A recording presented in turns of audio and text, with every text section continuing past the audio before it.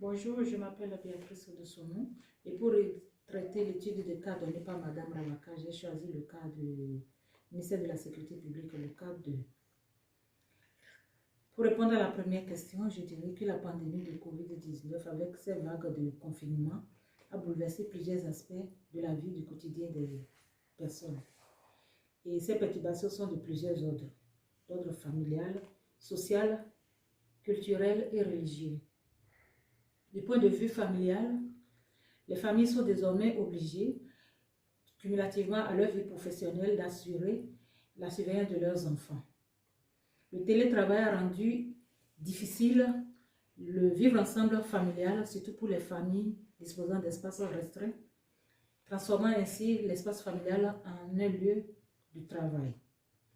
Du point de vue social, le travail collaboratif en présentiel est rendu quasiment impossible, alors que certaines tâches ne peuvent être exécutées de manière efficace qu'en présentiel.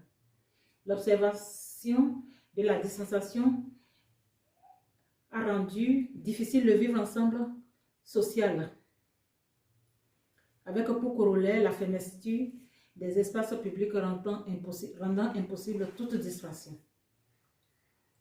Le couvre-feu est perçu par plusieurs comme une mini-prison.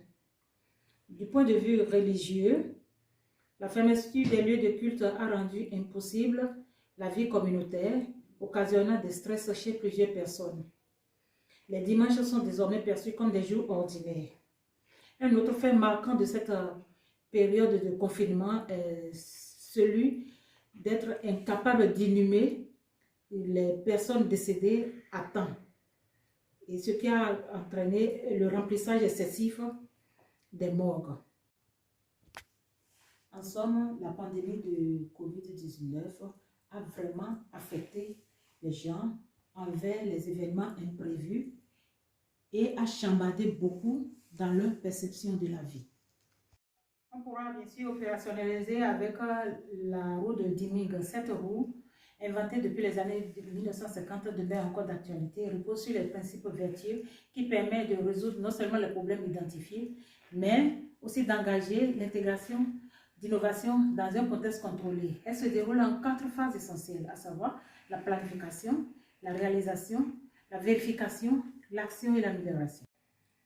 La planification consistera essentiellement pour le ministère à analyser la situation de la pandémie de Covid-19 afin d'identifier et de formaliser tous les problèmes qui y sont liés à résoudre et de définir les objectifs de qualité à atteindre. Il s'agira essentiellement pour le ministère de la Sécurité publique de prévoir les dispositifs de renforcement du système de santé du pays, de former le personnel sanitaire, détailler dans un plan de contingence ou de préparation à une réponse d'urgence comment combler les failles du système de santé. À l'étape 2, il s'agira pour le ministère de mettre en œuvre le plan ainsi défini, de définir les responsabilités de tous les acteurs impliqués dans sa réalisation et de définir les délais de réalisation.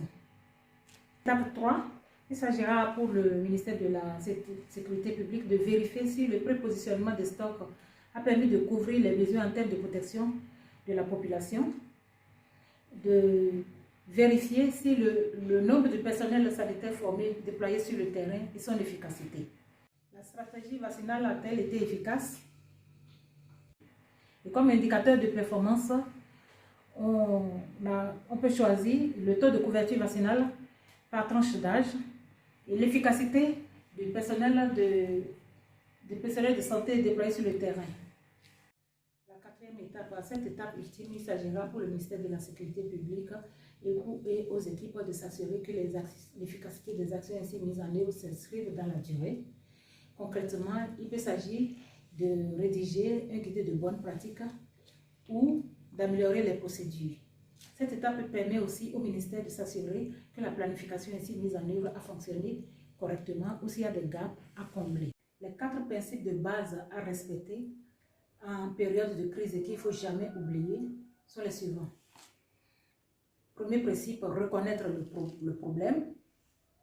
Deuxième principe, montrer que l'on prend en charge la crise. Troisième principe, informer régulièrement. 4e principe, communiquer avec tous ceux qui sont concernés. Pour Au premier principe, le ministère de la Sécurité publique doit se positionner comme la principale source d'information et établir un rythme de diffusion d'informations. Ces informations, bien que rapides, doivent être des informations validées qui ne tiennent qu'aux faits. Le deuxième principe appelle le ministère de la Sécurité publique à se mettre en harmonie avec ses parties prenantes. Il doit maintenir sa crédibilité en démontrant sa bonne compréhension des événements et sa capacité à y répondre au mieux selon les ressources disponibles. Le troisième principe est lié à l'anticipation. Les décisions doivent être prises en tenant compte des conséquences à moyen terme, afin d'éviter d'amplifier la crise ou de stimuler de nouveaux déclencheurs. Le quatrième principe oblige le ministère de la Sécurité publique à communiquer régulièrement avec tous ceux qui sont concernés par la crise afin de leur éviter les stress, situations pouvant les affecter négativement et nuire ainsi à l'effort de rétablissement. Pour traiter le cas relatif à la coupure d'eau potable, le ministère de la Sécurité publique doit reconnaître d'abord les failles de son réseau de distribution d'eau potable et se positionner comme la principale source d'information pour les sinistrés, tout en établissant un rythme de diffusion d'informations fiables. Donc, au deuxième principe, le ministère doit se mettre en parfaite harmonie avec tous les sinistrés et tout en faisant preuve d'empathie et leur démontrer sa compréhension des désagréments que leur cause la coupure d'eau potable et sa capacité à œuvrer pour un rétablissement dans les meilleurs délais. Au troisième principe, le ministère de la Sécurité publique doit chercher à anticiper les décisions relatives à la réparation des réseaux de distribution défaillants. Ces décisions doivent avoir des conséquences à moyen terme afin d'éviter d'amplifier la crise. Au quatrième principe, le ministère de la Sécurité publique doit communiquer régulièrement avec les sinistrés pour leur éviter le stress susceptible de les affecter négativement.